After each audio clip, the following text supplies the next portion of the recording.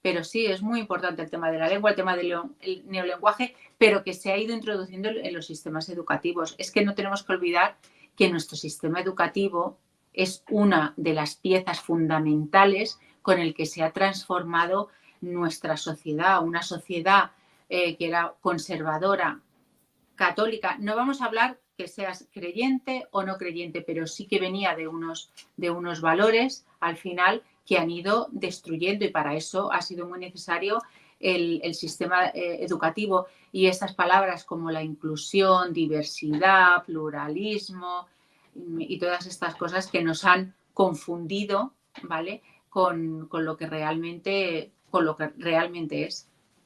Eso es así hasta el punto de que se ha sustituido la palabra moral por la palabra ética. Y esto los gustavobuenistas, los materialistas filosóficos hablan precisamente de que incluso dentro de los ateos españoles ahí está esa moral católica que es la base de nuestros valores y la pieza fundamental.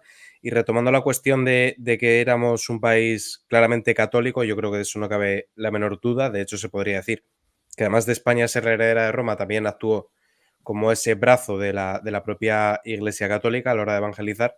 Dentro de esa moral católica no hacía falta hablar de inclusión ni de diversidad, porque católico quiere decir universal, y universal implica que aplica a todo el mundo. Es decir, no hace falta meter teoría crítica de la raza o feminismo institucional en España porque se da por sentado, que nosotros entendemos que hay que respetar a todo el mundo. No hay que respetar a los gays o a las mujeres o a los negros. No, se da por sentado. Eres persona, eres individuo, te respeto. Quiero continuar con ese tema que has manejado, Isabel, que me parece muy, muy interesante, y le voy a dar ahora el turno a Javier. Sobre el tema de lo que hablábamos antes, de cómo a través de la propaganda van socavando el arraigo, van intentando atomizar a la sociedad, enfrentar. Quiero profundizar en la cuestión que ha traído ahora Isabel de la educación, con dos cuestiones. La primera es cómo a través de la endofobia se nos ha hecho entender que es más sofisticado hablar con vocablos ingleses e incluyen palabras inglesas donde no procede o donde hay una palabra española para significar eso, y también en cómo a través del sistema educativo público, a través de la LICELA, replantearon la cuestión de la historia, que es fundamental para saber dónde venimos. Por ejemplo, es vital que sepamos que en el 1212 fue la batalla de las Navas de Tolosa, porque ahí se unieron los reinos cristianos contra el invasor almohade, y sin embargo se pretende que se estudie desde la Pepa del 1812 y borrar todo ese pasado que teníamos con anterioridad. Claro. Es que... Claro, sí, porque de esa forma se diluye la conciencia de que somos una nación española. Exactamente. Y en cuanto no hay conciencia de nación, se pierde la conciencia nacional. Y así es facilísimo derruir, desmoronar, en una palabra, desarraigarnos de nuestro propio ser político. Que eso es la función política última que está realizando el 78. Desarraigar al español de su ser político. El ser político que el español reivindicó en 1808 con la invasión del francés, cuando se rebeló contra el francés, viéndose abandonado de su rey, abandonado de su gobierno, abandonado de sus élites intelectuales, aún así se rebeló.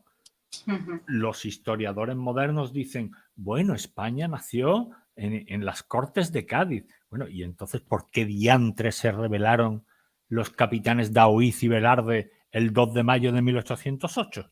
Si no existía España entonces. Pues se rebelaron porque existía una conciencia nacional.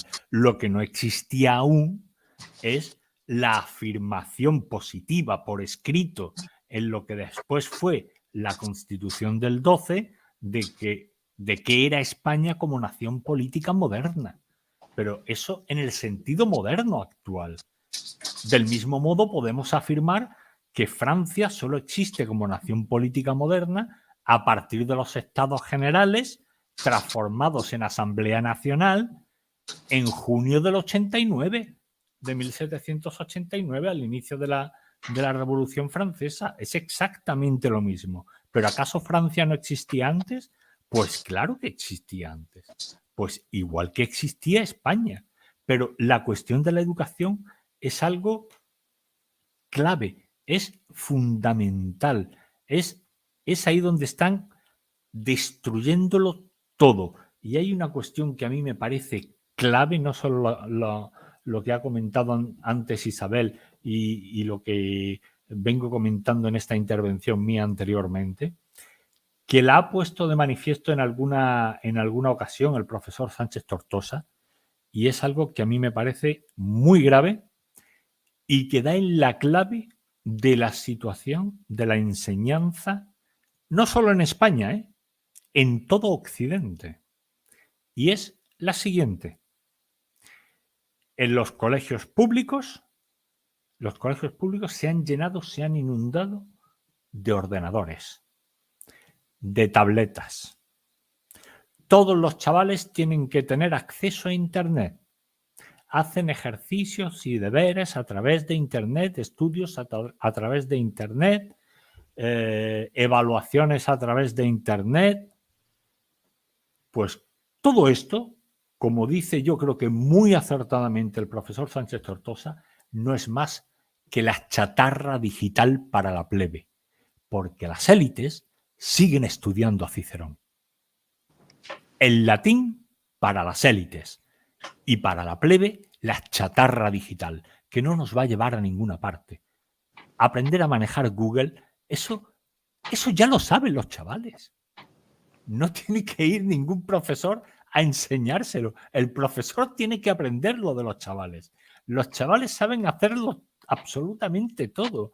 Son esta cosa, expresión tan cursi, a mí no me gusta, pero bueno, es muy explicativa del concepto de que son nativos digitales. Han nacido ya en la era digital. Han nacido ya con la existencia de Internet.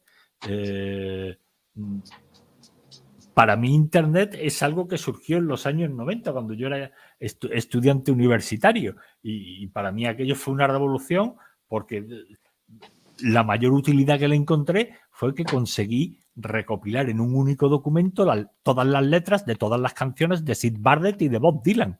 Y yo decía, Dios mío, qué maravilla. Y todo esto lo he conseguido en 10 minutos. Claro, eso era muy útil. Pero Internet por sí mismo es una herramienta que, aunque es una maravilla bien utilizada, sabiendo utilizarla y sabiendo dónde recurrir, dónde acudir, es al mismo tiempo un pozo por el que está cayendo la instrucción académica en España y también en todo Occidente, por la razón fundamental que apuntaba antes y sobre la que voy a insistir. Para la plebe, el gobierno da chatarra digital. Las élites, en sus instituciones privadas, siguen estudiando lo que hay que estudiar, a los clásicos.